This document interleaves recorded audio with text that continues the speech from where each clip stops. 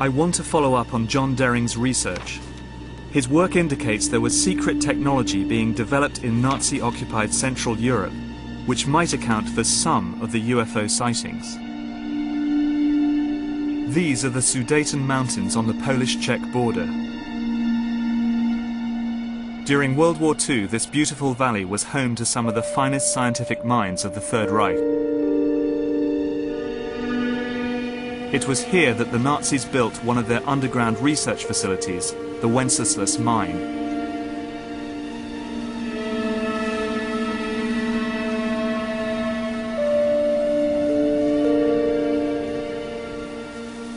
I'm meeting Polish military historian Igor Witkowski, who will guide me round the mine, a vast underground complex hidden away from Allied bombs, which Nazi slave labor carved out of the Sudeten Mountains. Example of a surface infrastructure being kind of a reflection of the underground facility, which was... It was here, in the desperate last months of the war, that German scientists worked around the clock to produce Kriegensscheiden, the war-winning technology that might produce a stunning knockout blow, even as the Nazis were being pushed back towards Germany.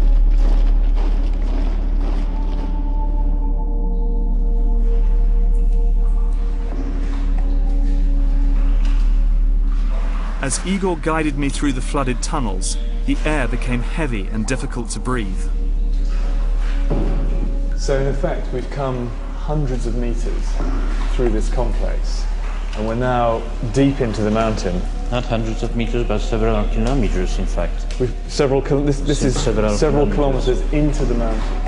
Yes. And this would have been a highly secure, impenetrable assembly site. Exactly, and the secrecy around this place was very exceptional, so that the Allies never found out about it. Almost nothing exists of the original mine.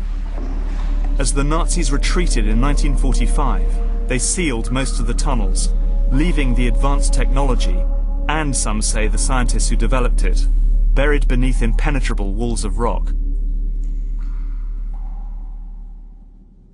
But the Allies did capture one man who knew all about this place, and he wasn't a token find. His name was SS General Jakob Sporenberg, and he was in charge of the technical program at the mine.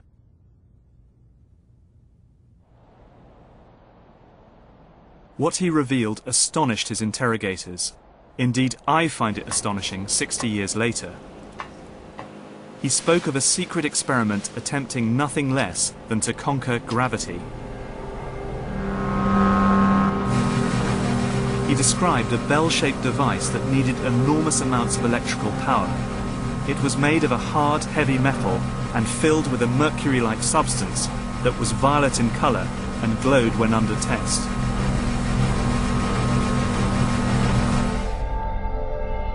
People who worked on the bell suffered from sleep problems and severe vertigo.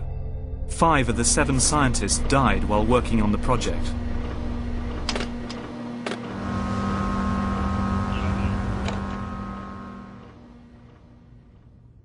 In a memo to Hitler, the scientists wrote, "It is in our opinion that the scientific results ascertained from our experiments with the bell are truly decisive for the war."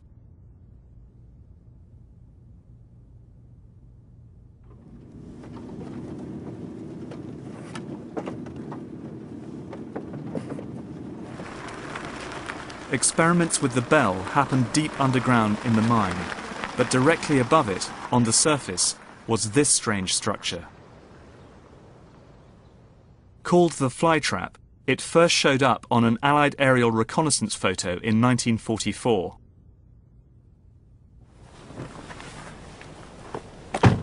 Igor Witkowski believes that the flytrap was a test rig for advanced propulsion technology. In other words, flying saucers. There is a extremely strong and thick steel reinforcement of the pillars, which means that it was to withstand some great forces working on it. How did it work? We don't know exactly, but we do know from Sporenberg's evidence that the bell was a revolutionary device, and the flytrap, designed as its test rig, was fed with underground cables running to the heart of the structure.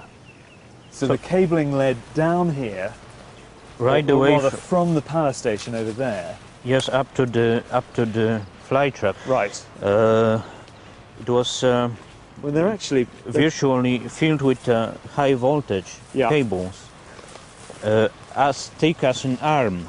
Right. You know, that thickness. I have photographs of them, and that's just another strange fact that point out to such a possibility that it would have been used for some experimental purposes. I mean, they're actually pretty sizable. It's kind of like 1.5 meters of Yeah. Pretty- concrete-lined ducting down here. Yes, exactly. Pretty solid. So it all adds up to, I mean, pretty strong evidence that the power station over there was feeding this tremendous amount of power to the facility, the flytrap over there. Just there, exactly. Yeah, yeah. In a way, no, very strong. What Witkowski has uncovered is interesting. I've spent a long time researching the quest to produce anti-gravity technology, the holy grail of aerospace design. Is it possible that the UFO sightings over Nazi Germany were related to this quest?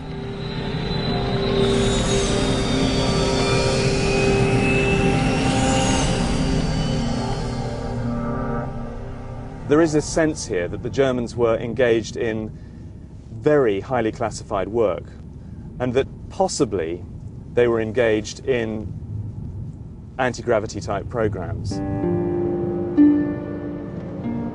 What I do know is that many of these bizarre projects like the Bell did not remain in German hands. At the end of the war, they were plundered secretly by the American High Command and taken to the States.